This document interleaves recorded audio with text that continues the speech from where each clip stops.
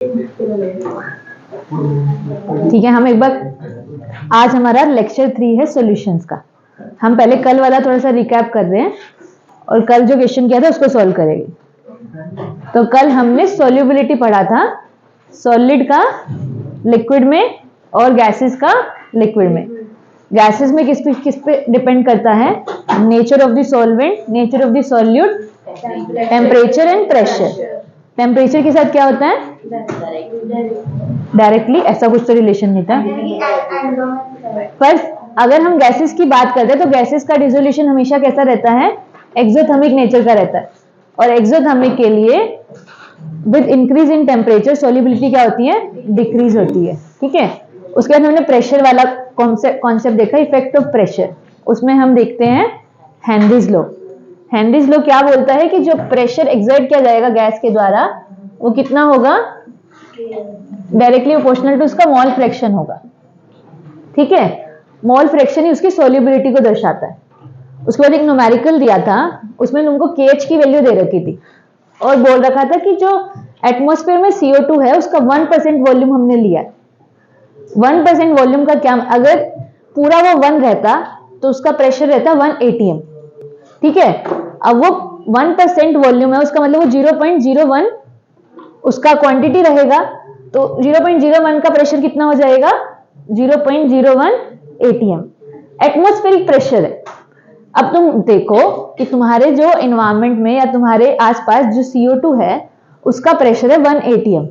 उस CO2 का हमने 0.01 हिस्सा ले लिया, तो 0.01 हिस्से का प्रेशर कितना हो जाएगा? 0.01 एटमॉस्फेयर। तो ये उसका कितना, ये उसका प्रेशर आ गया। हमको क्या निकालना है कि मोल फ्रैक्शन कितना लिया हमने उसका। मोल फ्रैक्शन कितना है उस लिक्विड सॉल्यूशन में, मतलब उस रेन वाटर में। तो क्या फॉर्मूला लगाएंगे हम? Pressure is equal to KH multiply by, ये किसका हो जाएगा? ये CO2 हो जाएगा इन रेन वाटर। प्रेशर कितना आ जाएगा? 0.01। हमने यहाँ पे एक चीज लेट कर लिया कि मेरा जो प्रेशर है 1 bar is approximately equal to 1 atm। ये दिया भी हुआ था क्या क्वेश्चन में?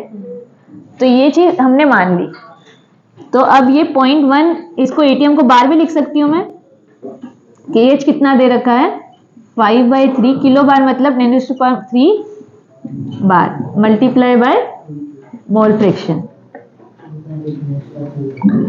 तो XCO2 मुझे निकालना है, वो कितना हो जाएगा? 0.01 बार डिवाइडेड बाय 5/3 10⁻³ बार। तो इसको कैलकुलेट करके क्या आ जाएगा अपना? ये 3 ऊपर गया तो 10⁻⁵ मल्टीप्लाई बाय 3/5, और इसको करेंगे तो 5×6 = 30, तो 0.3 मल्टीप्लाई बाय 10⁻5 या फिर 3 × 10⁻⁻6 उसका मोल फ्रैक्शन रहेगा CO2 का रेन वाटर में।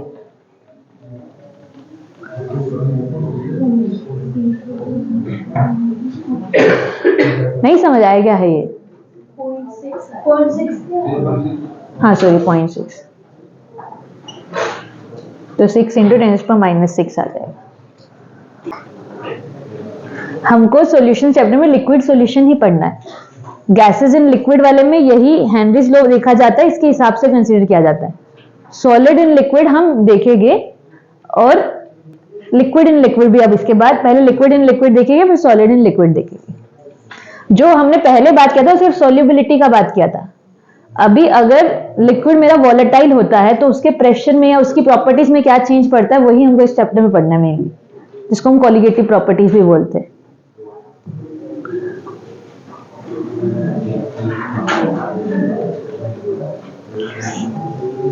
लिख लिया ये? अब हेनरीज लॉ में कुछ एप्लीकेशंस आती है जो प्रैक्टिकल एप्लीकेशंस है, जो इस लॉ के ऊपर बेस्ड है। हमको उसको याद रखना है एकदम। या तो वो डायरेक्ट स्टेटमेंट वाइज क्वेश्चन पूछेगा या पूछ लेगा कि किसका एप्लीकेशन है। ये चारों application board point of view से भी इंपॉर्टेंट है और तुम्हारे यहाँ कॉम्पिटिटिव पॉइंट ऑफ व्यू से इंपॉर्टेंट है। चारों की चारों NCERT में बहुत अच्छे से दे रखी है। तो अभी हम यहाँ पे भी लिखेंगे, पर जाके अगर रीड करना तो उससे पढ़ लेना एक बार। पहला तो देखो, हमने एक कल देखा था कि अगर टेम्परेचर बढ़ता है KH की वैल्यू क्या हो रही थी? टेम्परेचर बढ़ रहा था तो KH की वैल्यू क्या थी, O2 और N2 के लिए बढ़ रही थी। KH की वैल्यू बढ़ रही थी, सोल्युबिलिटी क्या हो रही थी, कम हो रही थी। तो इसीलिए इसका एप्लीकेशन ये है कि जो एक्वाटिक एनिमल्स होते हैं, एक्वाटिक स्पीसीज होती है, वो कोल्ड वाटर में रहना पसंद करती है as compare to hot water या वार्म वाटर। इसका रीजन यही है कि कोल्ड वाटर में जो ऑक्सीजन की सोल्युबिलिटी है बढ़ जाती है। तो इस एक एप्लीकेशन को ध्यान रखना, इसको पहले लिख लो, या पहले मैं एप्लीकेशन तुमको चारों बता देती हूँ जो हम लिखने वाले। एक एप्लीकेशन ये हो गया। दूसरा एप्लीकेशन, जो हम सील्ड बॉटल्स लेते हैं, जैसे सोडा की बोतल हो गई या कोल्ड ड्रिंक्स की जो बोतल होती है, उनको सील किया जाता है। क्यों किया जाता है? क्योंकि उसमें कार्बन डाइऑक्साइड होती है, और जब वो सील्ड रहती है तो प्रेशर ज्यादा हो जाता है, और प्रेशर ज्यादा होने की वजह से CO2 की सोल्युबिलिटी क्या हो जाती है, बढ़ जाती है। तो वो लंबे टाइम तक अच्छे से रह पाती है। जैसे उसको खोल दिया CO2 निकल जाता है, सोल्युबिलिटी कम हो गई, प्रेशर कम हो गया। तो सब इसका एप्लीकेशन बेस्ड है, ठीक है। थर्ड एप्लीकेशन जो हम देखते हैं वो रहता है कि जब हम अंडर वाटर, जैसे स्कूबा डाइविंग या किसी भी अंडर वाटर एक्टिविटीज के लिए गए हुए, तो अंडर वाटर में क्या रहता है, प्रेशर की वैल्यू हाई होती है। प्रेशर की वैल्यू हाई होने की वजह से जो गैसेस है उसकी सोल्युबिलिटी हमारी बॉडी में क्या हो जाती है, बढ़ जाती है। मतलब अगर मान लो हम एयर का टैंक पहन के गए हुए, हम नॉर्मली तो एयर ही ले रहे हैं ना, अगर एयर का टैंक हम पहन के गए तो एयर में नाइट्रोजन 70 कुछ परसेंट होता है, 71%। जैसे जैसे हम अंडर वाटर जाएंगे तो उसकी सोल्युबिलिटी बढ़ जाएगी। सोल्युबिलिटी बढ़ने की वजह से जैसे ही हम वापस सरफेस पे आते हैं तो प्रेशर चेंज रहेगा। मतलब अंदर नीचे हाई प्रेशर था, बाहर लो प्रेशर रहेगा, तो वो नाइट्रोजन ब्लड में निकलना चालू हो जाता है। हमारी बॉडी में जो नाइट्रोजन हमने लिया है वो बाहर आना चाहेगा, क्योंकि हाई प्रेशर में हमने उसको कंज्यूम किया। बाहर जब हम आए सरफेस पे तो लो प्रेशर था, तो जब वो बाहर आता है तो ब्लड कैपिलरीज में भर जाता है, जिसकी वजह से बैंड्स क्रिएट होते हैं। बैंड्स एक बहुत ऐसे दर्दनाक डिजीज है, नी में पेन स्टार्ट हो जाता है, उसमें स्पेस कुछ बन जाता है, वहीं पे भर जाता है। तो ये बैंड्स क्रिएट ना हो, इस वजह से हम जो टैंक लेकर जाते हैं उसमें हम हीलियम की मात्रा बढ़ा देते हैं और नाइट्रोजन की मात्रा को क्या कर देते हैं, कम कर देते हैं। नाइट्रोजन की वजह से बैंड्स क्रिएट होते हैं। तो वो इसी एप्लीकेशन पे बेस्ड है कि जब प्रेशर बढ़ा तो उसकी सोल्युबिलिटी बढ़ गई। फोर्थ एप्लीकेशन जो हम देखते हैं वो हम देखते हैं जब हम हाई ऑल्टीट्यूड पे जाते हैं। हाई ऑल्टीट्यूड पे गए तो वहां प्रेशर क्या हो जाता है, कम हो जाता है। तो अब इंसान को जितना ऑक्सीजन चाहिए वो उतना ऑक्सीजन उसकी बॉडी में सोल्यूबल ही नहीं है। तो ऑक्सीजन की कमी की वजह से उसको एक बीमारी हो जाती है, एनोरेक्सिया बोलते हैं इसको, एनोक्सिया बोलते हैं। एनोक्सिया क्या होता है, सोचने की क्षमता कम हो जाना, कि इंसान उतनी कैपेबिलिटी के साथ सोच नहीं पाता है, थिंकिंग कैपेसिटी कम हो जाती है। तो जब ऊपर जाते हैं तो वो इस रीजन की वजह से होता है कि प्रेशर कम हुआ, बॉडी में ऑक्सीजन की सोल्युबिलिटी कम हुई, और वो वाली फिर हमको प्रॉब्लम दिखने लग गई। ठीक है, तो अब ये चारों एप्लीकेशन को एक एक करके लिखेंगे, पर ये चारों एप्लीकेशन मैं बता रही हूँ हर बार पेपर में पूछ रखा है। यहाँ के भी CBSE हो, HBSE हो, उनको पता नहीं हेनरी लोगों से क्या प्यार है, वो इसका स्टेटमेंट भी पूछते हैं और इसकी एप्लीकेशन भी पूछते हैं। तो इसको ध्यान रखना है हमेशा। और तुम्हारे एग्जाम में भी थोड़ा प्रैक्टिकल वाली चीजें वो निकाल निकाल के पूछते हैं। तो लिखो, पहला लिखो एप्लीकेशंस ऑफ हेनरीज लॉ।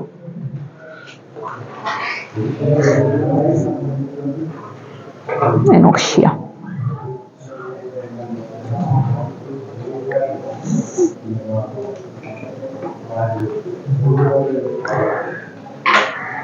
पहला एप्लीकेशन लिखना है KH value for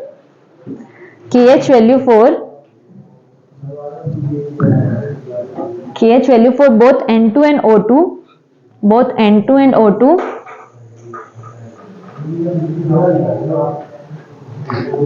N2 and O2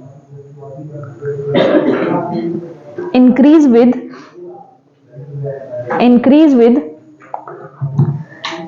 increase of temperature. KH value for both N2 and O2 increase with increase of temperature, indicating that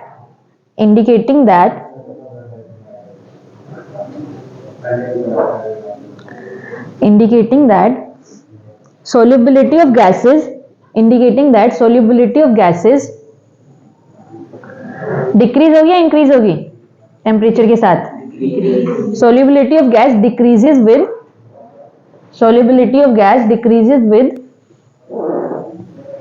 increase in temperature, decreases with increase in temperature,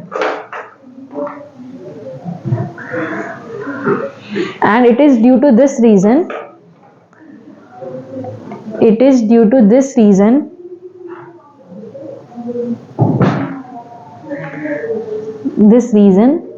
the aquatic species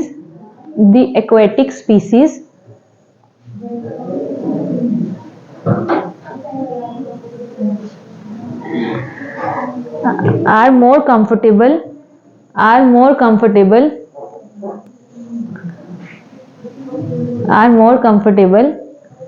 in cold water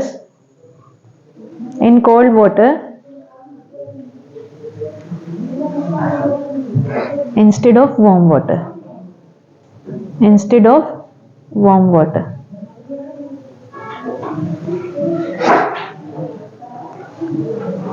ठीक है, लिख लिया। Second application क्या बोला था हमने? CO2 वाला। Seal tube में कैसे एप्लीकेशन है कि CO2 जो सील ट्यूब में रहेगी तो प्रेशर हाई रहेगा, उसकी सोल्युबिलिटी हाई रहेगी। जैसे ही हम वो सील तोड़ देंगे तो वो प्रेशर डिक्रीज हो जाएगा, सोल्युबिलिटी भी डिक्रीज हो जाएगी, पूरी उड़ी जाती है। लिखो ये वाला, to increase the solubility of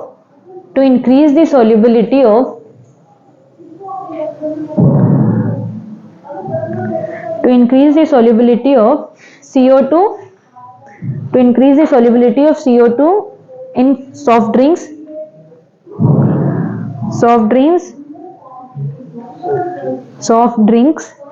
and soda water,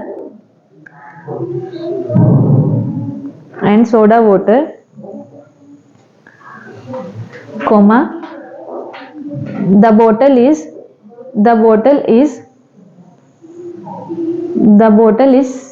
sealed under high pressure.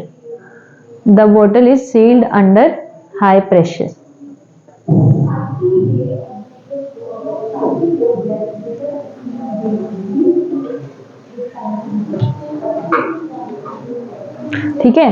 Third application लिखो, स्कूबा डाइविंग वाला जो है। Scuba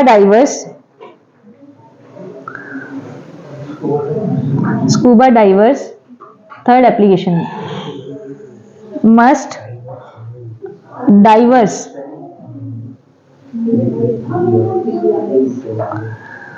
scuba divers must cope with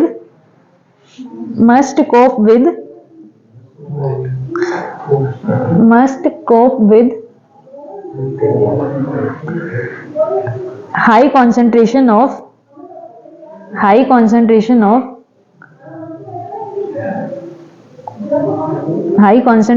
dissolved gases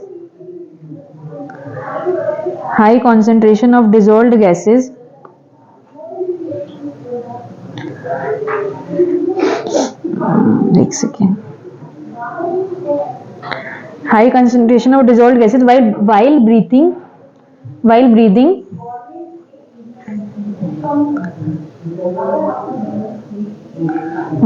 air at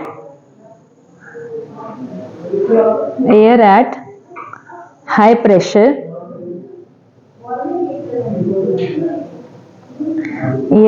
pressure underwater. Next line में इसी का ही पॉइंट है, पर next line है, increased pressure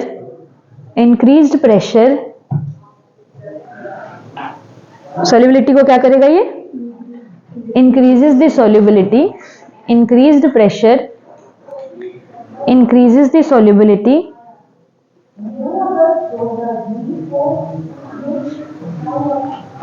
of atmospheric gases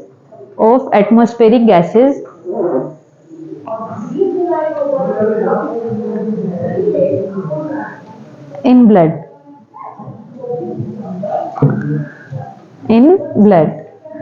When the अगली लाइन लिखनी है, इसी में फुल स्टॉप लगा के, अगली लाइन बोलो मतलब फुल स्टॉप के बाद शुरू करना। When the divers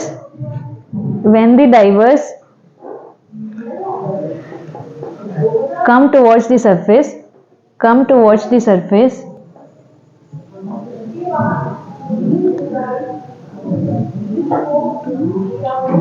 come towards the surface, comma, pressure is gradually decreased.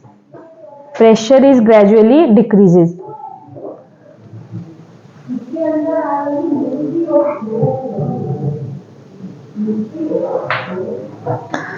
This releases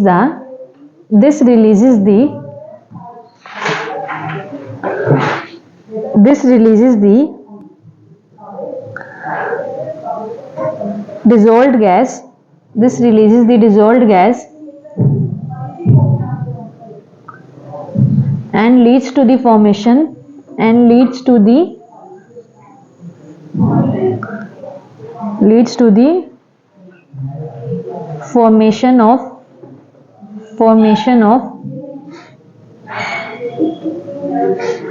formation of bubbles of nitrogen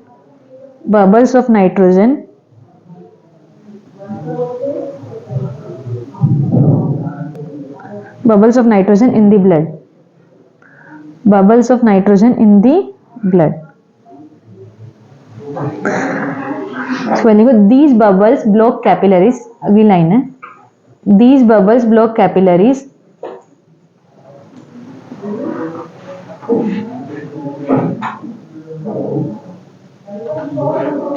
and creates a medical condition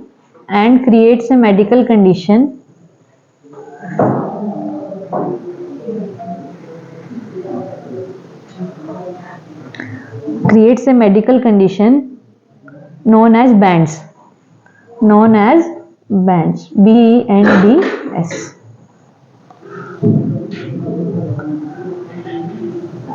जो कि कैसे होते हैं? वेरी पेनफुल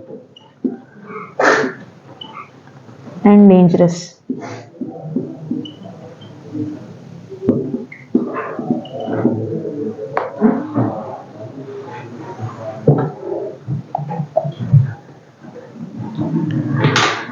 तो इस बैंड्स को अवॉइड करने के लिए क्या करते हैं? हाँ, जो टैंक्स में थोड़ा हीलियम गैस मिला देते हैं ताकि नाइट्रोजन की परसेंटेज कम हो जाए और उसकी जगह हीलियम की परसेंटेज आ जाए. तो ये वाला लिखे यहाँ पे लिखो, to avoid these bands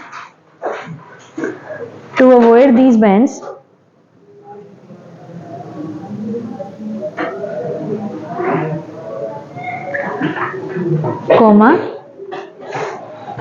the tanks used by scuba divers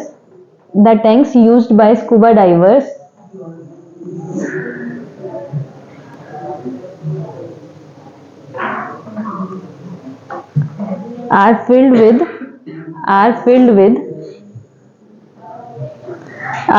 with air diluted with helium.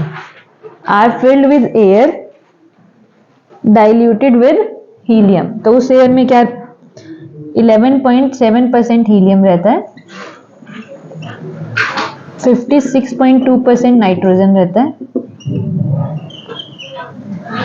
और 32.1% ऑक्सीजन रहता है.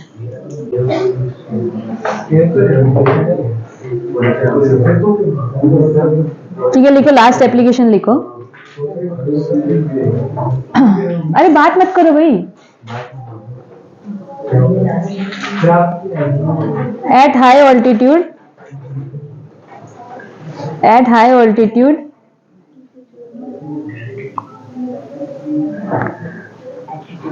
the partial pressure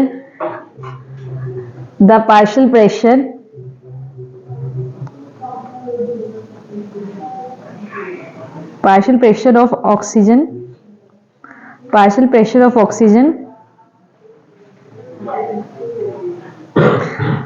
is less than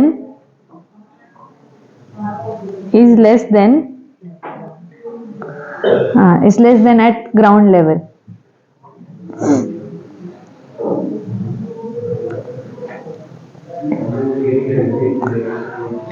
अगली line, this leads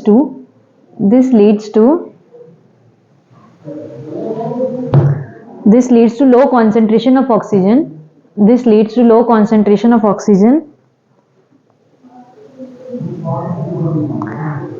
In the blood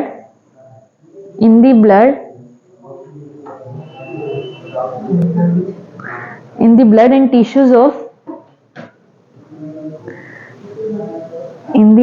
tissues of climbers, या जो high altitude पे रहते हैं।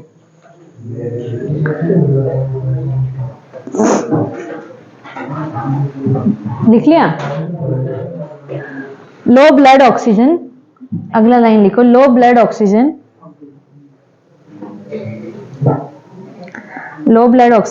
causes climbers to become weak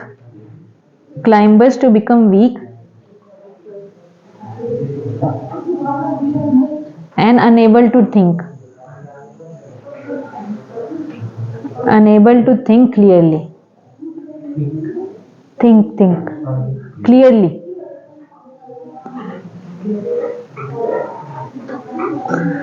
ये किसके सिम्टम्स होते हैं? इसके ब्रैकेट में लिख लो, symptoms of a condition called anoxia.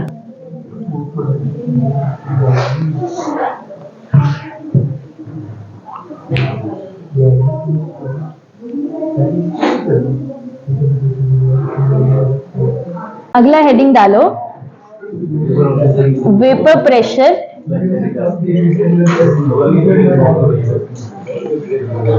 अरे मत बात करो भाई, लिक्विड सॉल्यूशंस।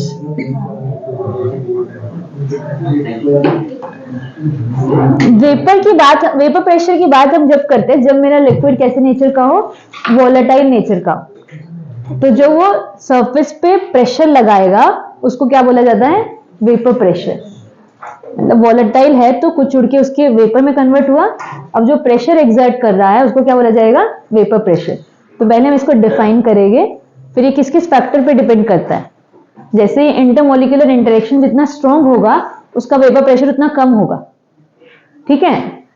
तो वेपर प्रेशर इनवर्सली प्रोपोर्शनल हो जाएगा इंटरमोलिकुलर इंटरेक्शन के। लेकिन जैसे जैसे टेम्परेचर बढ़ेगा वेपर प्रेशर क्या होता है? बढ़ता है। टेम्परेचर के साथ बढ़ता है, पर एक बॉइलिंग पॉइंट के साथ हम कंपैरिजन के लिए देखते हैं, तो बॉइलिंग पॉइंट के साथ किसी भी लिक्विड के ये इनवर्स रिलेशन शो करता है, तो दोनों में डिफरेंस है। तो पहले वेपर प्रेशर की डेफिनेशन लिखो क्या होता है, पहले हेडिंग डाल लो।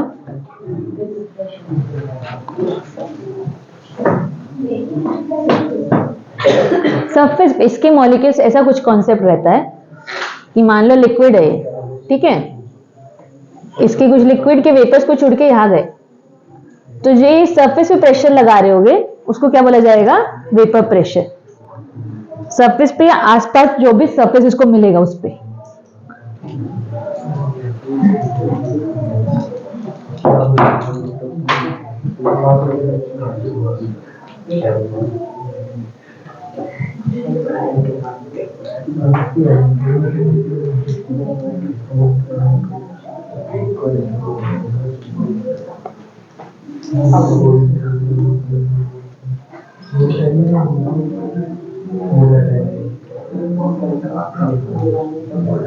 और ऐसा एक पॉइंट आएगा, मतलब यहां पे क्या कॉन्सेप्ट चल रहा है, जैसे कोई भी वोलेटाइल लिक्विड ले लिया मैंने,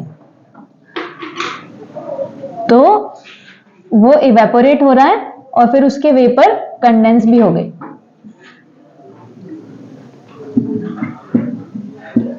तो एक पॉइंट पे मतलब इक्विलिब्रियम पे क्या होगा, जब rate of evaporation becomes equal to rate of condensation. Evaporation किसके इक्वल हो जाएगा? रेट ऑफ कंडेंसेशन के। अब उस पॉइंट पे जितने भी वेपर्स होंगे जो वो प्रेशर एक्सर्ट करते हैं उसको हम डिफाइन करते हैं वेपर प्रेशर के टर्म में। तो ये क्या है? वेपर ऑफ वोलेटाइल लिक्विड, और ये अपना लिक्विड स्टेट में है। ये किस पे कंडीशन? एट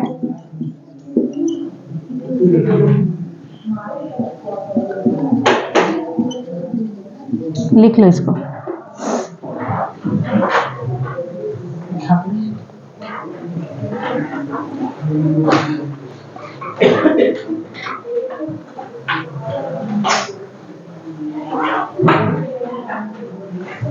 तो ये कुछ प्रेशर एग्जर्ट कर रहे होगी इसके ऊपर।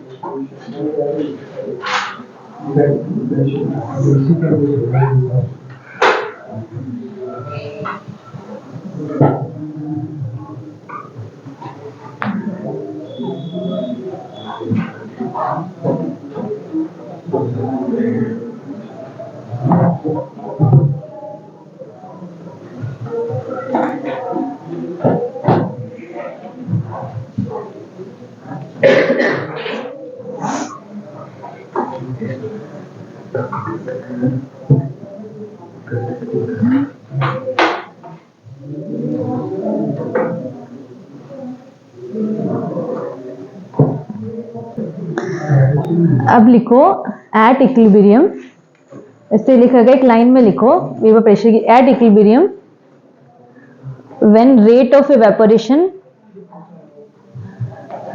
At equilibrium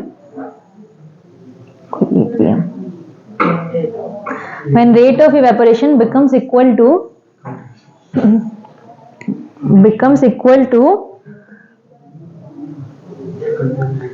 rate of condensation, rate of evaporation become equal to rate of condensation, then at that point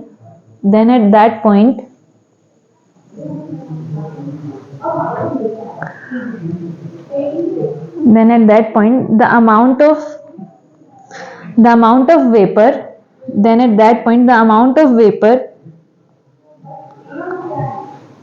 over the surface,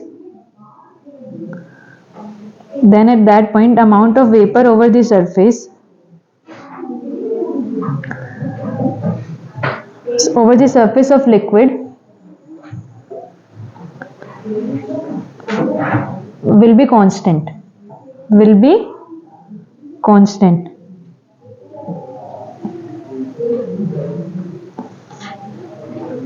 and the pressure applied by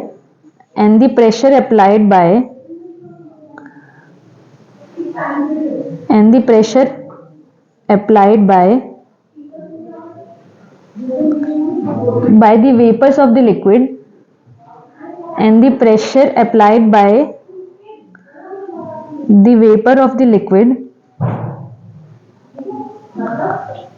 over its surface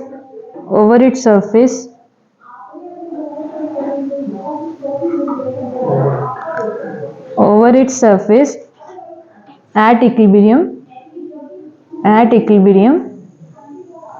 is called vapor pressure.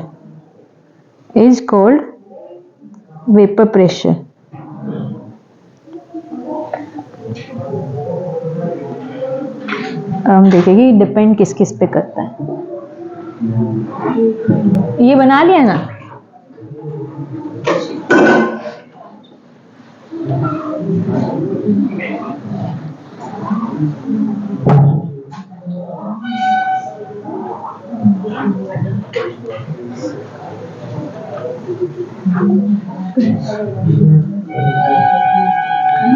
आगे लिखो factors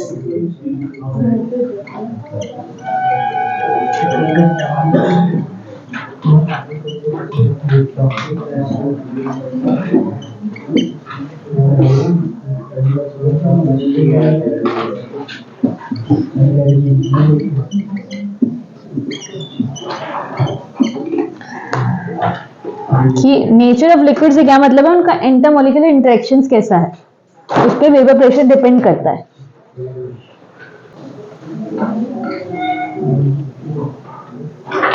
liquid with high intermolecular interactions, जल्दी लिखो भाई।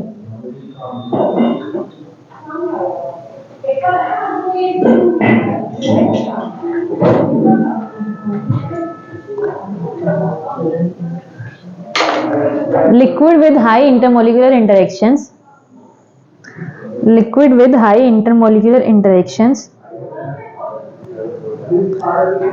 form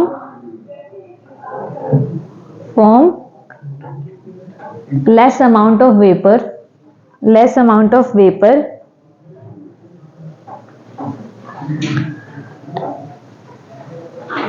and hence and hence has lower vapor pressure and hence has lower vapor pressure and vice versa.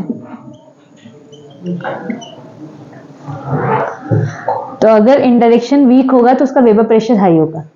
तो मतलब किस पे depend कर रहा है ये? Vapour pressure is inversely proportional to intermolecular forces.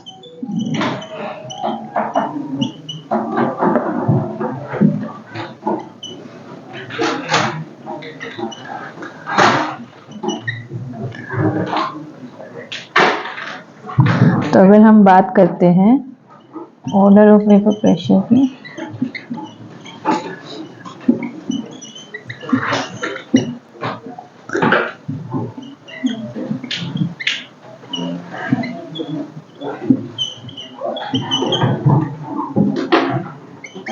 ये याद रखना तुमको.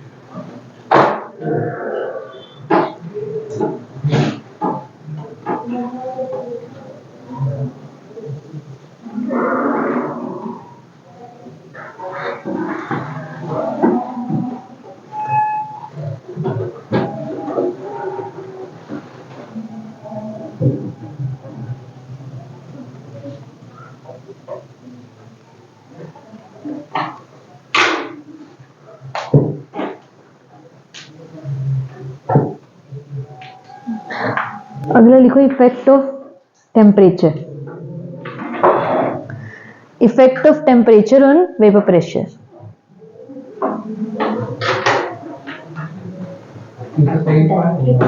हाँ, फैक्टर्स में आ रहा है. पहला फैक्टर होगा nature of liquid, second factor है टेम्परेचर. हाँ, effect of temperature on vapour pressure. वैसे तो एक क्लैसियस-क्लैपेरॉन इक्वेशन होती है, उसके थ्रू देखा जाता है, पर हम बोल देते हैं कि टेम्परेचर बढ़ रहा है तो वेपर प्रेशर बढ़ेगा, और उस इक्वेशन से भी वैसा ही सॉल्यूशन देखने को मिलता है. तो लिखो vapour pressure increases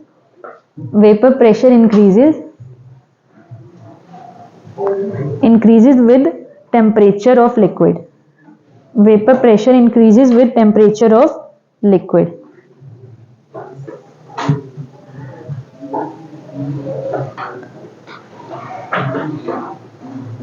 This is because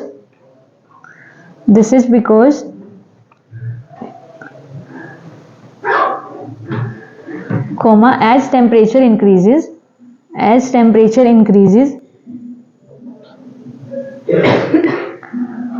kinetic energy of the molecules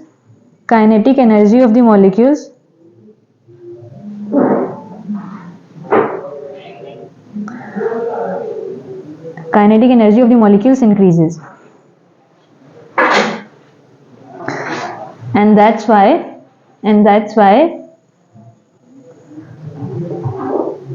more molecules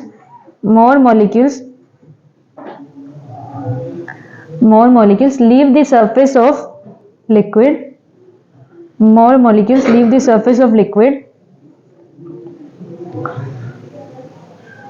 and come into vapor phase. और पूरा इसको अगर मैथमेटिकली कैलकुलेट करना चाहे तो कैसे करेंगे? इसका न्यूमेरिकल आने का चांस कम है क्योंकि कैलकुलेशन ज्यादा रहता है, पर डायरेक्ट ही आता है. अगर आता है तो वैल्यूज दी होगी, वैल्यूज पुट करनी है. तो इसमें क्या इक्वेशन यूज करते हैं, मैथमेटिकली क्या रिलेशन है?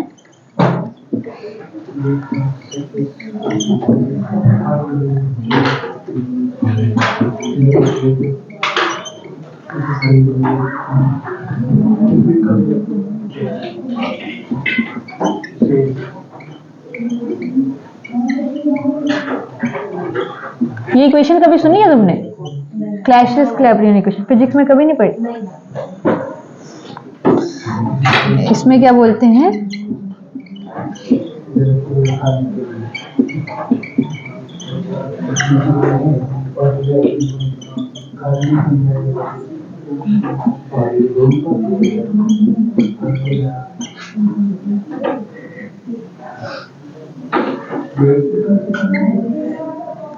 और इसमें ऐसे भी लिख सकते हैं।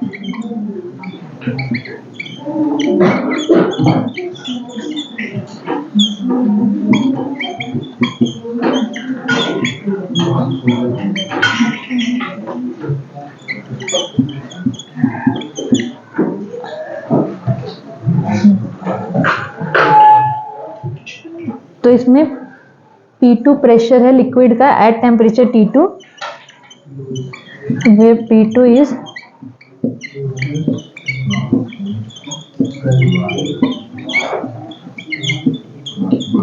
at T2 and P1 at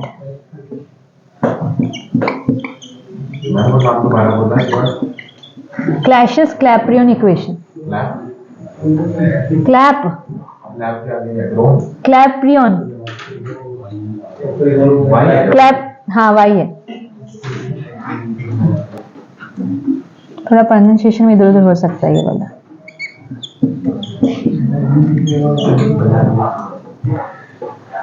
तो डेल्टा एच वेपराइजेशन आपको गिवन होगा, आपसे एक चीज पूछेगी, या तो इनका रेशियो पूछ लेंगे या फिर एक प्रेशर पूछ लेंगे, एक टेम्परेचर पूछ लेंगे, कुछ भी इनमें से एक चीज पूछते हैं, बाकी सब वैल्यूज गिवन होती है।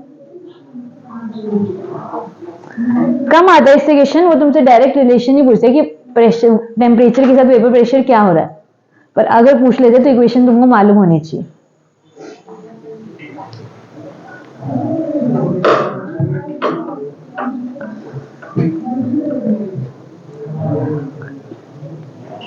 डेल्टा एच वेपराइजेशन तो पता है ना क्या है, एंथैल्पी ऑफ वेपराइजेशन।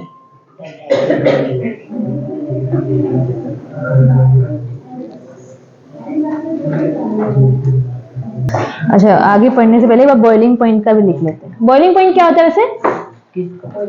किसी का भी बॉइलिंग पॉइंट को डिफाइन करना है तो क्या बोला जाता है? ठीक है, बॉइलिंग पॉइंट की डेफिनेशन लिखो। जब वेपर प्रेशर किसी लिक्विड का becomes equal to atmospheric pressure, तो जो वो पॉइंट होता है उसको हम boiling point of that liquid बोलते हैं। तो अगर हम बोल रहे हैं पानी का बॉइलिंग पॉइंट 100 डिग्री सेल्सियस है, तो 100 डिग्री सेल्सियस पे जो उसके वेपर प्रेशर एग्जर्ट कर रहे हैं वो 1 एटमॉस्फेयर के इक्वल है। तो एक्चुअल डेफिनेशन ये है, ये नहीं है कि लिक्विड से गैस में जब कन्वर्ट हो जाता है उसको बॉइलिंग पॉइंट बोलते हैं। बॉइलिंग पॉइंट क्योंकि चेंज हो सकता है, जब आपका एक्सटर्नल प्रेशर चेंज हो जाएगा तो आपका बॉइलिंग पॉइंट कम या ज्यादा होता है। ये कॉन्सेप्ट हम पढ़ भी चुके हैं, मतलब तुमने सुना होगा, जैसे खाना प्रेशर कुकर में जल्दी क्यों बनता है? क्योंकि वहां पे प्रेशर ज्यादा रहता है, उसकी वजह से उसका बॉइलिंग पॉइंट बढ़ जाता है। मतलब एक्सटर्नल प्रेशर कम हो जाएगा तो बॉइलिंग पॉइंट क्या हो जाएगा? बढ़ जाएगा। सीपी वो उससे पढ़ते हो क्या? सीपीसीबी से? ये हम बॉइलिंग पॉइंट वाले लॉजिक से भी देख सकते हैं कि ऊपर खाना पकने में टाइम क्यों लगता है। ऊपर बॉइलिंग पॉइंट ज्यादा हो जाता है, यहाँ बॉइलिंग पॉइंट कम हो जाता है। प्रेशर कुकर में बॉइलिंग पॉइंट कम होने की वजह से खाना जल्दी पक जाता है, और जब हम हाई ऑल्टीट्यूड पे खाना पकाते हैं तो वहां प्रेशर कम होने की वजह से बॉइलिंग पॉइंट ज्यादा हो जाता है और खाना ज्यादा टाइम में पकता है। तो यही रीजन है। लिखो बॉइलिंग पॉइंट, लिखो क्या होता है। नहीं लिखो बॉइलिंग पॉइंट। बॉइलिंग पॉइंट अभी मैं तुमको टर्म्स बता रही हूँ जो हमारे आगे यूज होगी। तुमको बॉइलिंग पॉइंट का डेफिनेशन नहीं पता होता तो आगे क्या करोगे? नहीं फैक्टर में नहीं है। वेपर प्रेशर पढ़ लिया हमने, हम बॉइलिंग पॉइंट पढ़ने जा रहे हैं। टॉपिक नहीं, नया डेफिनेशन टॉपिक में जाने के लिए। बॉइलिंग पॉइंट लिखो, the temperature at which the temperature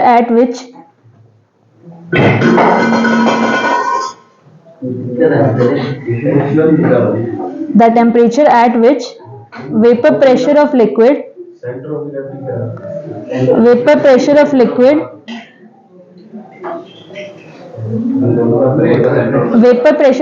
becomes equal to become equal to its external pressure या फिर atmospheric pressure, its external pressure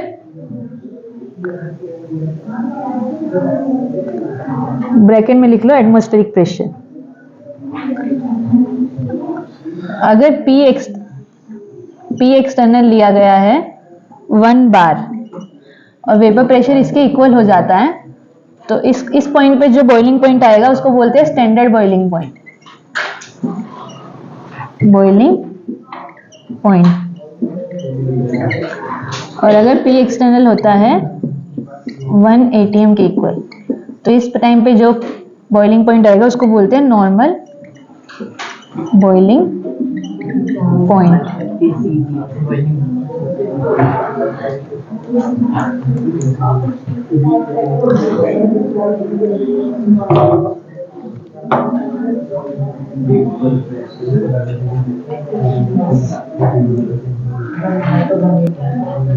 नहीं, और वो उसमें हमने एज्यूम किया था 1.01325 03125 इतना डिफरेंस रहता है। 03125 013 होता है कि 031 होता है? 01325 मतलब एटीएम बड़ी यूनिट है प्रेशर की, बात छोटी यूनिट है, ज्यादा छोटी नहीं, पॉइंट में छोटी, पर फिर भी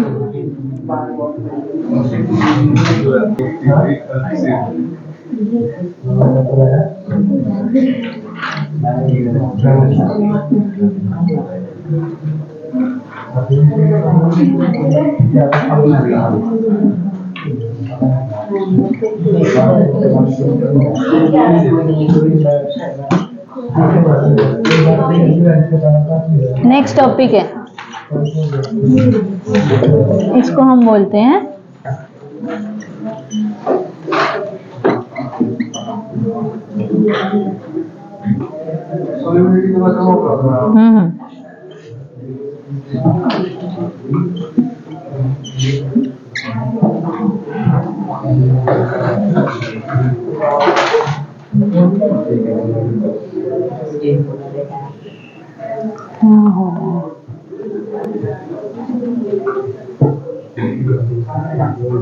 बिलो।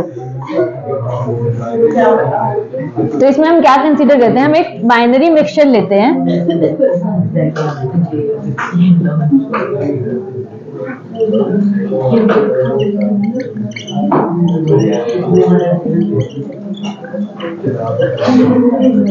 और दोनों कैसे कंपोनेंट होते हैं, वोलेटाइल कंपोनेंट होते हैं।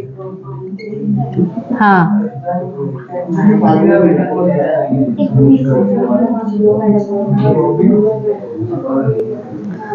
दो कंपोनेंट बाइनरी सॉल्यूशन होता है, दोनों कंपोनेंट कैसे होते हैं, वोलेटाइल नेचर के होते हैं, एक में सॉल्वेंट होगा और एक सॉल्यूट होगा।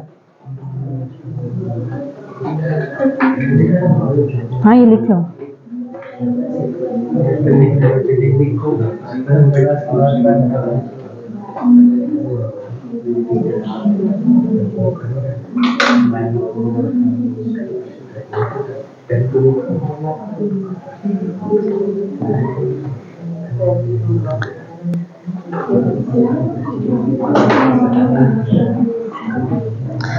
तो मतलब आपको सॉल्यूशन में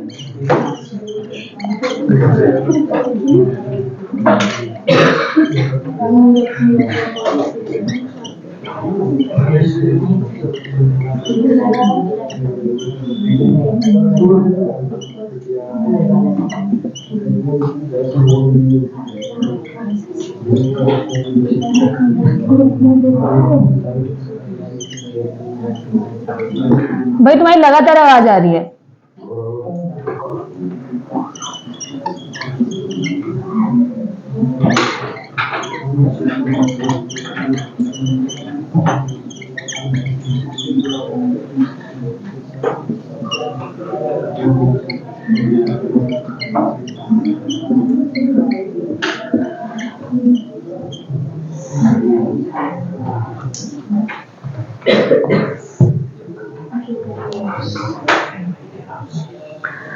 तो हम यहाँ पे कौन सा केस डिस्कस करें जिसमें दोनों वॉलेटाइल है, तो सॉल्यूट भी हमारा वॉलेटाइल नेचर का है, सॉल्वेंट भी वॉलेटाइल नेचर का है।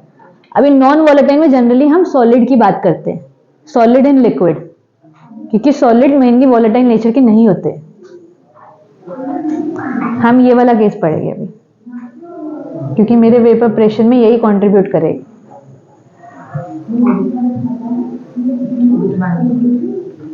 सॉलिड अगर नॉन वॉलेटाइल रहता है तो कुछ, तो वो केस आगे पढ़ेंगे उसको भी।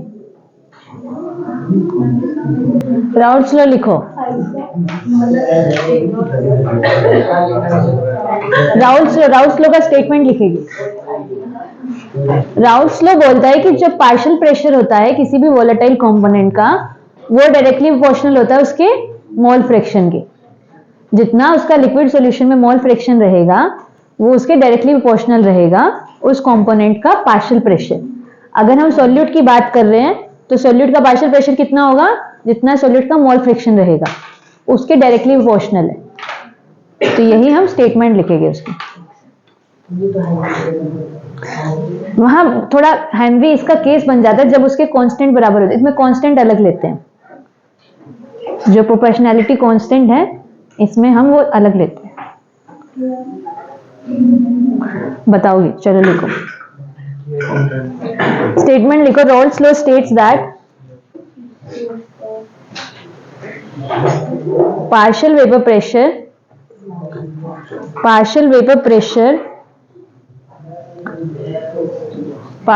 pressure of a volatile component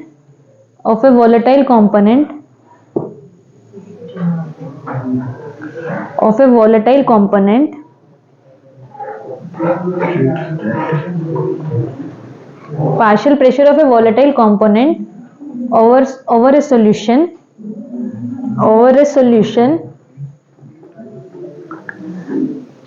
is directly proportional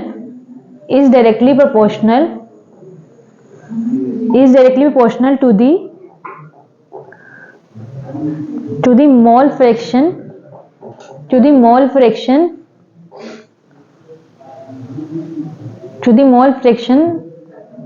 of that component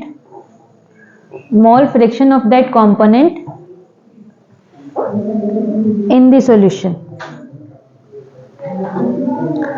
Mole fraction of that component in the solution.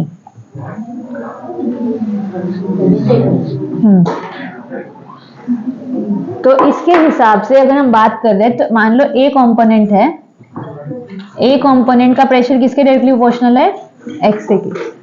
तो ये हम इसमें कांस्टेंट क्या लेते हैं, पी ए नॉट और एक्स ए। अब ये पी ए नॉट क्या है, ये उसका प्रेशर है जब वो प्योर स्टेट में प्रेजेंट है, मतलब वो सॉल्यूशन फॉर्म में नहीं है।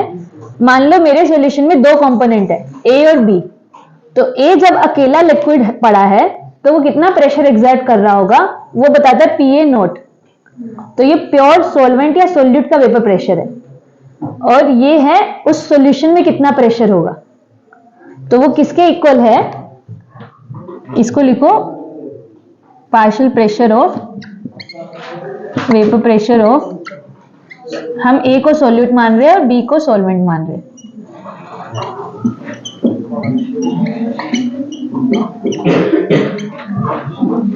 पार्शियल प्रेशर ऑफ सॉल्यूट ए, ये हो जाएगा partial pressure of in solution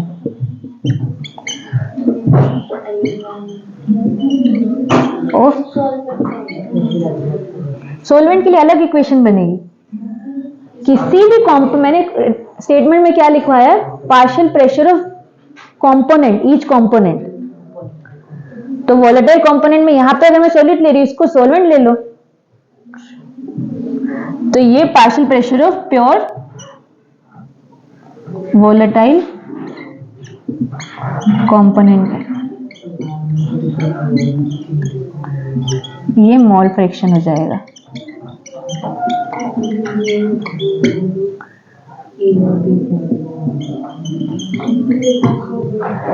A solute है, बी सॉल्वेंट मैंने कंसीडर किया, जरूरी नहीं ऐसा हो।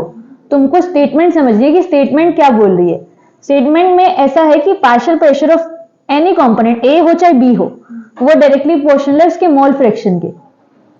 अब जो मैंने प्रोपोर्शनैलिटी साइन हटाने के लिए कांस्टेंट यूज किया, तो यहां कांस्टेंट क्या लगाते हैं हम, PA नॉट। इसका सिंपल सा लॉजिक देख लो, अगर ये प्योर लिक्विड रहता तो पूरा प्रेशर सिर्फ इसी का रहता, दूसरा कंपोनेंट तो है ही नहीं। दूसरा कंपोनेंट नहीं है तो एक्स की वैल्यू कितनी हो जाएगी? अगर कोई और कंपोनेंट है ही नहीं, सिर्फ एक ही कंपोनेंट है, तो मोल फ्रैक्शन की वैल्यू क्या हो जाएगी? 1। तो इसीलिए बोला पार्शियल प्रेशर वो उसी प्योर लिक्विड का प्रेशर है। समझ रहे हो? तो इसी तरह अगर मुझे सॉल्वेंट का लिखना है तो मैं सिंपल लिख दूंगी PB not multiply bye XB। क्या नहीं समझ आया तेरे को? आ गया ना? गंदे गंदे चेहरे क्यों बनाते हो?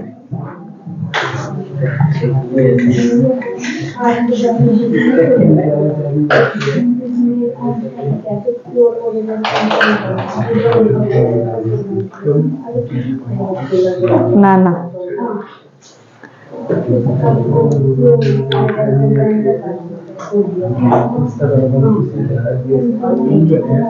तो ये स्पेशल केस हेनरीज बन जाएगा। जब PA नॉट मेरा KH के इक्वल आ जाता है तो वो हेनरीज लॉ बन जाएगा, और वो एक पर्टिकुलर केस है, एक पर्टिकुलर टाइम पर ही होगा।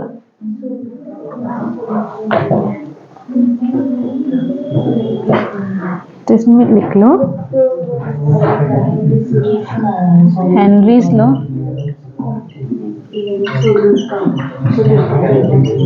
भाई ये सॉल्यूट में तुम कंफ्यूज मत हो, कंपोनेंट मान लो कोई भी, किसी भी कंपोनेंट का पार्शियल प्रेशर उसके मोल फ्रैक्शन के इक्वल होगा। हेनरी लॉ एक स्पेशल केस है रोल्स लॉ का। कब है? When KH become equal to P not.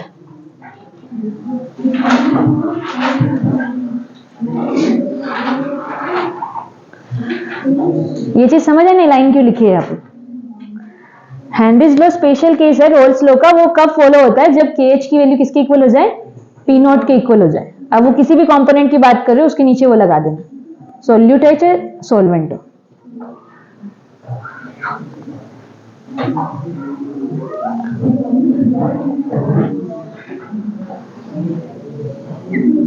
तो अगर हमको पार्शियल प्रेशर ड्रॉ करना है मोल फ्रैक्शन के साथ, तो कैसा करवाएगा? और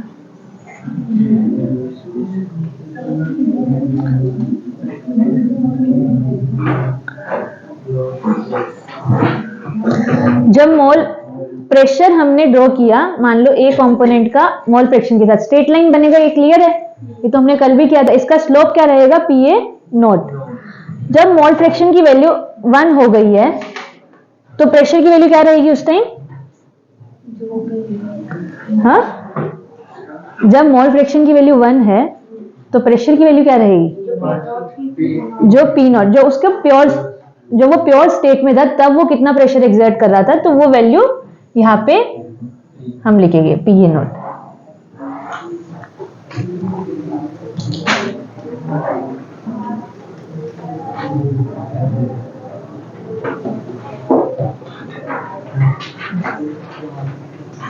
इस साइड वाला भी नहीं लिखा है।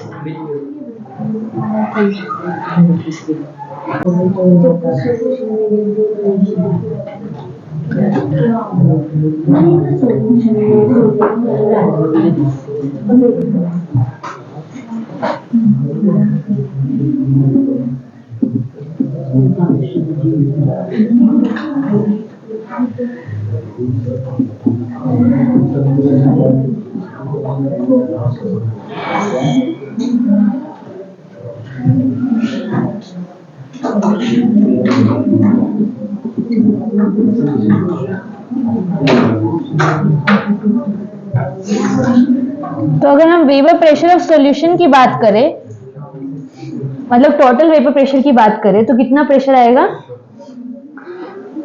टोटल वेपर प्रेशर कितना आएगा सॉल्यूशन का? सॉल्यूट का भी और सॉल्वेंट का भी, दोनों के वेपर प्रेशर को जब ऐड कर देंगे तो किसका प्रेशर बन जाएगा? सॉल्यूशन का।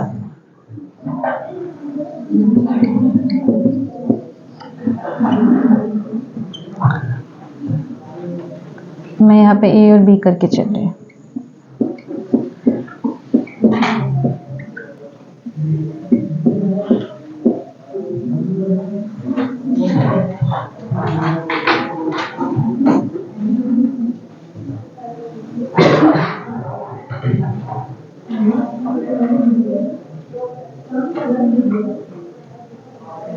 इसको डाल्टन्स लॉ भी बोलते हैं, वो आगे हम एक बार स्टेटमेंट के साथ समझेंगे।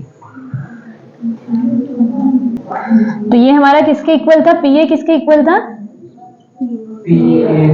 P A naught X A. और पी बी किसके इक्वल था? P B naught. एक रिलेशन हम जानते हैं एक्स ए और एक्स बी का, क्या रहता है वो? X A plus X B equal to 1। तो अब तुमको कोई एक चीज दे रखी होगी तो दूसरे फॉर्मूला उसके हिसाब से बना लेना। अब अगर एक्स ए की जगह मैं ये पुट कर दूं X A is equal to 1 minus X B, तो यहां हम पुट करेंगे तो क्या आ जाएगा? P A naught 1 minus X B plus P B naught X B. Solve करेंगे तो P A naught minus P A naught X B plus P B naught X B. P A naught plus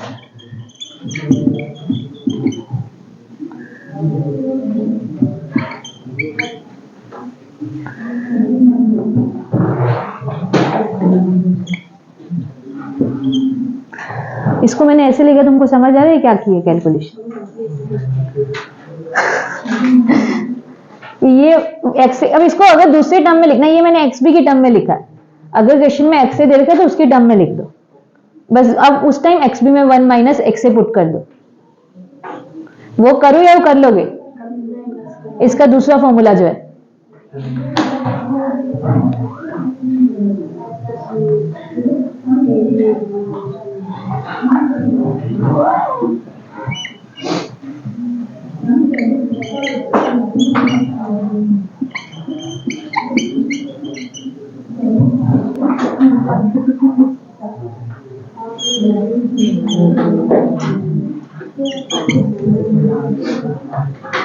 एक किसी का question आ रखा था तुम्हारे PY में, वो कंफ्यूज करने के लिए दे रखा था। उन्होंने क्या दिया? उन्होंने इस फॉर्म में इक्वेशन दे दी, ठीक है, इस फॉर्म में इक्वेशन दे दी और P A minus P B naught, P A और पी बी नॉट की वैल्यू पूछ ली। मतलब इस जगह पे कुछ वैल्यूज लिखी हुई थी, ठीक है, इस जगह पे कुछ वैल्यूज लिखी हुई थी, पी ए नॉट और पी बी नॉट बताना था। तो सब लोग कैलकुलेट करके रह गए उसको। सिंपल आंसर था उसका कि इन दोनों को माइनस करो, मतलब यहां से पी बी नॉट की वैल्यू पुट करो, पी ए नॉट यहां से निकाल लो। तो ऐसे तुमको सोचना है कि कहाँ पे क्या चीज यूज हो रही है। मैं वो क्वेश्चन कल देख भी आओगी कहाँ पे था, इन्होंने ही पूछा था, एक 12th IIT वालों ने, उनकी टेस्ट सीरीज में था ऐसा कुछ क्वेश्चन।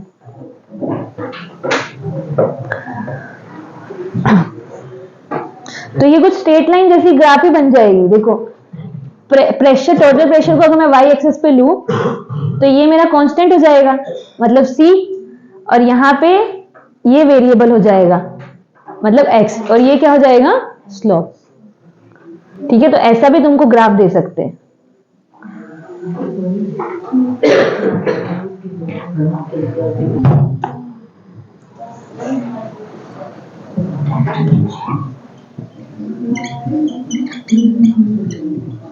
अब तुम मुझे बताओ कि इस साइड एक्स ए की वैल्यू और एक्स पी की वैल्यू कितनी होगी और इस साइड एक्स ए और एक्स बी की वैल्यू कितनी होगी। अब इस ग्राफ को समझते हैं। ये इसका मेन ग्राफ है राउल्ट्स लॉ का। राउल्ट्स लॉ में हमने देखा कि एक कंपोनेंट का पार्शियल प्रेशर होता है directly proportional to mole fraction, और उसका कांस्टेंट हम लगाते हैं उसका प्रेशर एट प्योर स्टेट, मतलब पी ए नोट या पी बी नोट। तो मैंने इसमें एक असम्पशन मान लिया कि जो पी बी नोट है वो ज्यादा है पी ए नोट से। तो हमने सबसे स्टार्टिंग में एक ग्राफ बनाया था, वो इसका स्ट्रेट लाइन जाता है, ठीक है, और जब ये मोल फ्रैक्शन 1 के इक्वल हो जाती है तो उसका प्रेशर क्या हो जाता है? वो पी बी नोट या पी ए नोट हो जाएगा। अगर मैं एक्स बी की बात करूं तो पी बी नोट हो जाएगा, और एक्स ए की बात कर रही हूं तो पी ए नोट हो जाएगा। तो इस पॉइंट पे जब इसका प्रेशर यहां से स्टार्ट हुआ और पी बी नोट पे पहुंचा तो इस पॉइंट पे क्या मोल फ्रैक्शन रहेगा और किसका रहेगा और कितना रहेगा? अरे मोल फ्रैक्शन पूछ रही हूँ मैं। यहाँ पे अगर पीबी नॉट प्रेशर है इस पॉइंट पे, इसको तुम इस डब्बे का ये वाला छोर मान लो, ठीक है। अब ये पीबी नॉट है यहाँ पे, तो यहाँ पे मोल फ्रैक्शन क्या है? एक्स बी कितना हो जाएगा और एक्स से कितना है यहाँ पे?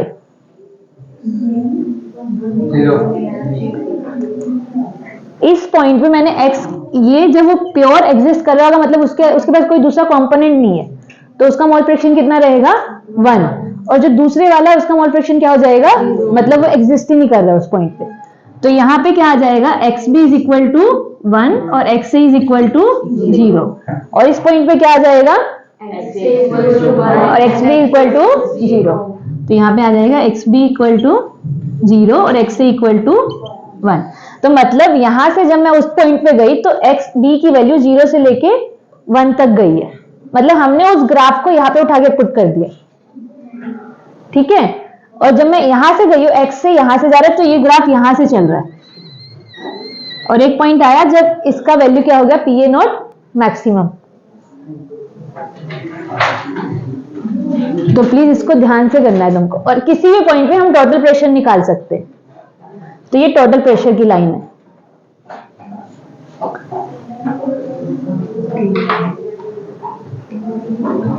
अभी ऐसे ही बना लो रफ, बाद में घर जाके स्केल से बना लेना।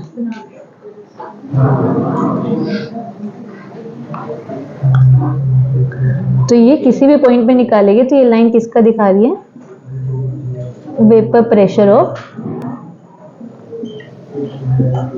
Solution.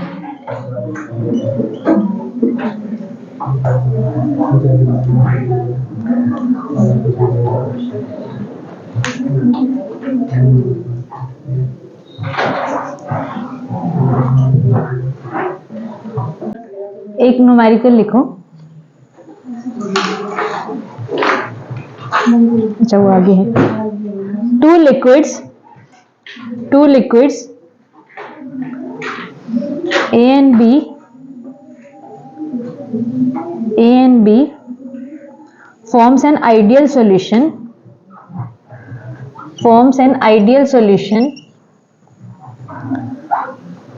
at 300 Kelvin.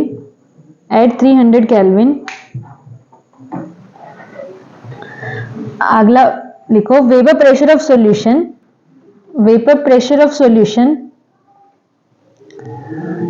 containing 1 mole of A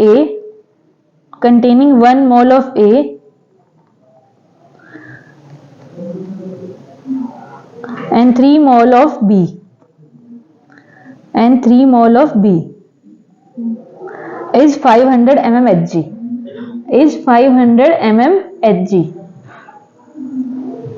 एक एटीएम में कितने mmHg होते हैं? 760 mmHg। और टॉर्क कितने होते हैं? 760। उसके बाद लिखो, at the same temperature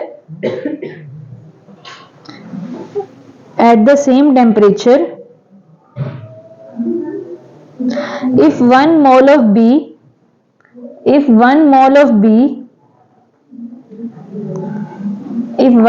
is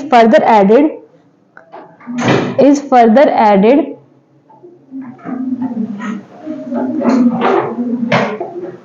then the vapor pressure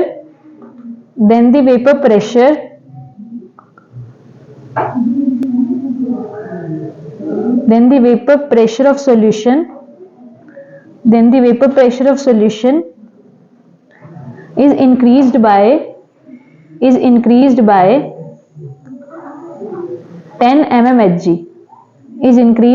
10 mmHg. ठीक है। Calculate PA not and PB not. एक लाइन पढ़ के ट्राई करो इसको कैसे करना है।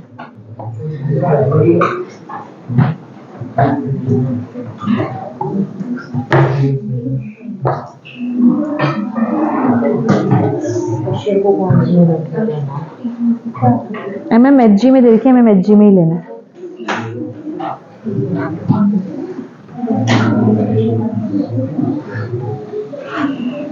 अच्छा, ये बाइनरी सॉल्यूशन लिखा था, उसके आगे आइडियल लिख लेना।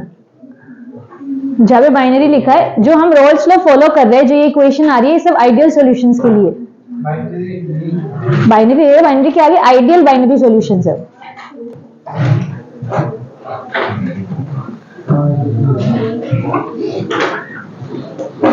या फिर ये भी लिख सकते हो कोई स्टेटमेंट कि roles law is followed for ideal solutions, जो ये वाली इक्वेशन है।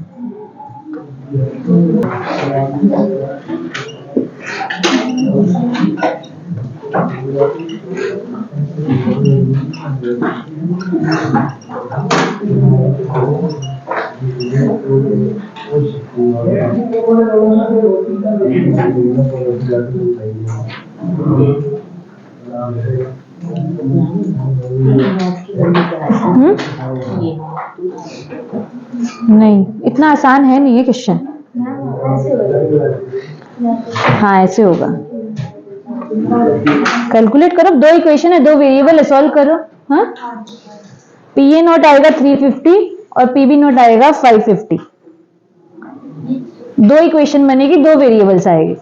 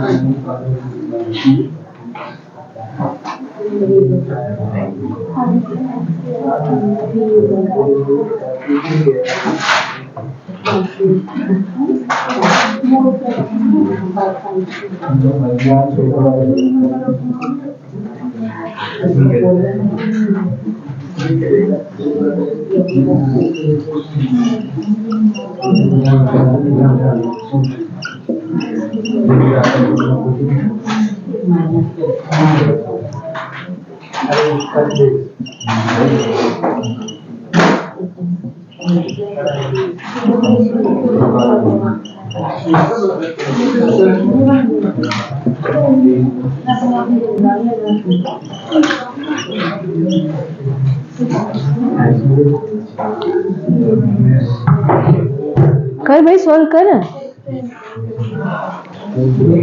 ये पूछ रहा था। हाँ, ये अगला क्वेश्चन है, पहले इसको देख रहे। हाँ हाँ, 550 है बी का। देखो क्वेश्चन में क्या पूछ रखा है, इधर ध्यान दो।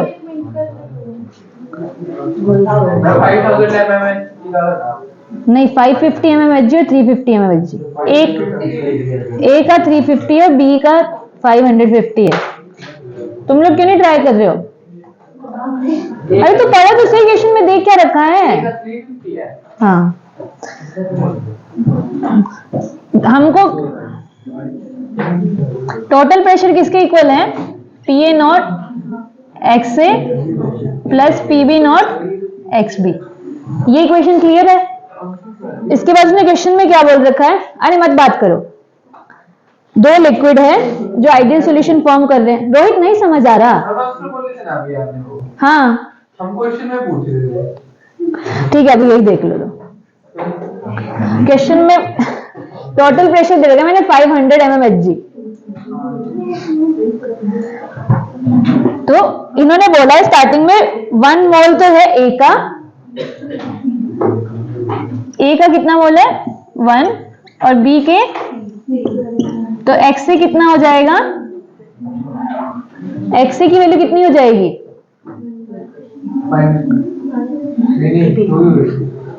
भाई मोल फ्रैक्शन 1 से ज्यादा कहाँ होता है? 1/। मोल फ्रैक्शन का फॉर्मूला भी नहीं आ रहा है तुमको?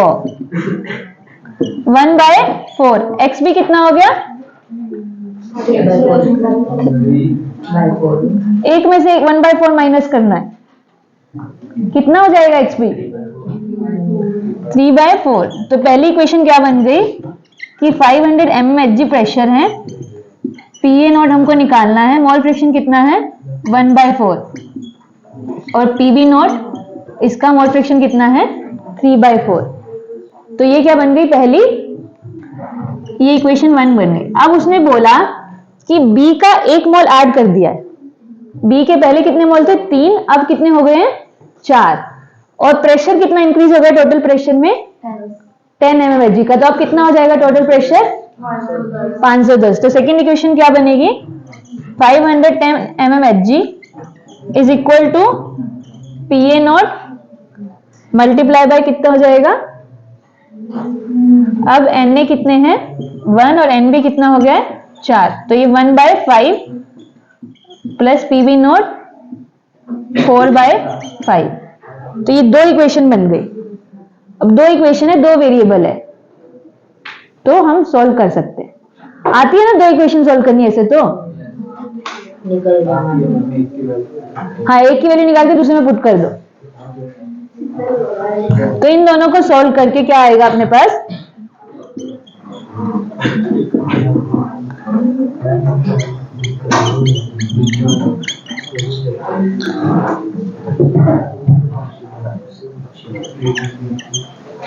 on solving equation 1 and 2 कल इसको सॉल्व करके आओगे नोटबुक में अपनी। PA नोट कितना आ जाएगा 350 mmHg और PB नोट 550 mmHg। और इसको वेरीफाई भी कर सकते हैं इसमें पुट करके।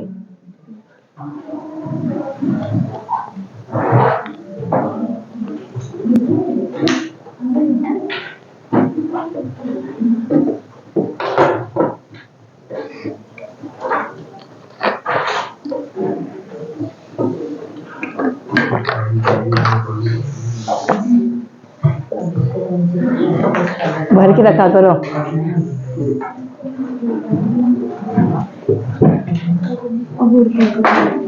बस ये क्वेश्चन कंप्लीट करेंगे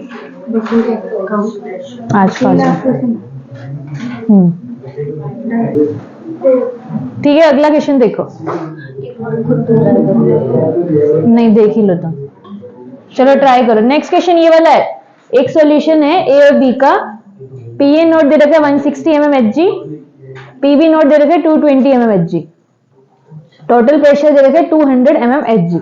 हमको कॉम्पोजिशन बताना है लिक्विड का। कॉम्पोजिशन का मतलब है मोल फ्रैक्शन बताना है, क्योंकि यहाँ पे हम वही निकाल पाएंगे और कुछ उन्होंने दे नहीं रखा है कि हम मोलैलिटी निकाले या मोलैलिटी निकाले।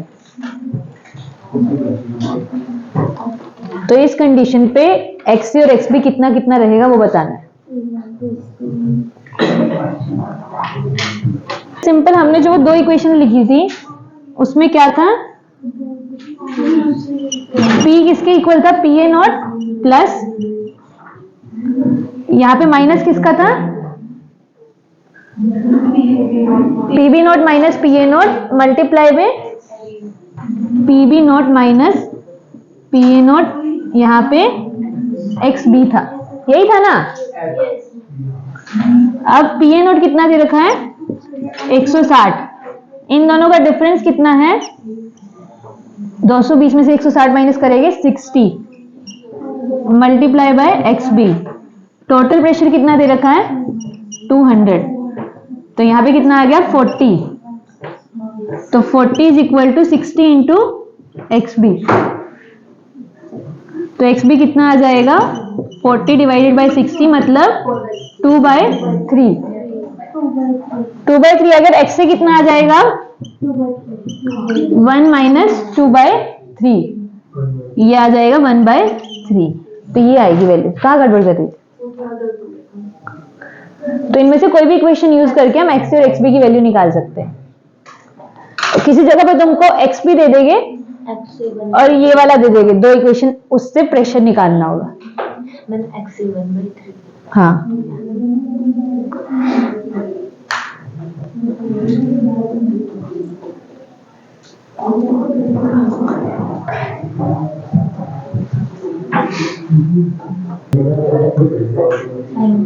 ठीक है। तो यहाँ हमने अभी आज हमने देखा, इसमें मैंने रोल्स लॉ में क्या डेफिनेशन लिखवाई थी तुमको कि mole fraction of that component in solution. तो जो ये एक्स है ये सॉल्यूशन फेज की बात कर रहे हैं। कल हम इसमें मोल फ्रैक्शन देखेंगे वेपर फेज में कैसे निकालते हैं, उसको हम YA और YB से डिनोट करते हैं। बस यही क्वेश्चन बनते हैं इनमें से। कभी तुमको ये दे देंगे, वो पूछ लेंगे, वो दे देंगे, ये पूछ लेंगे, टोटल प्रेशर निकालना या फिर प्रेशर ऑफ प्योर सॉल्वेंट या सॉल्यूट निकालना, इस तरह के न्यूमेरिकल इस टॉपिक से आते हैं। ठीक है, तो कल इसके आगे हम mole fraction in vapour phase पढ़ेंगे। ठीक है, आज के लिए इतना ही।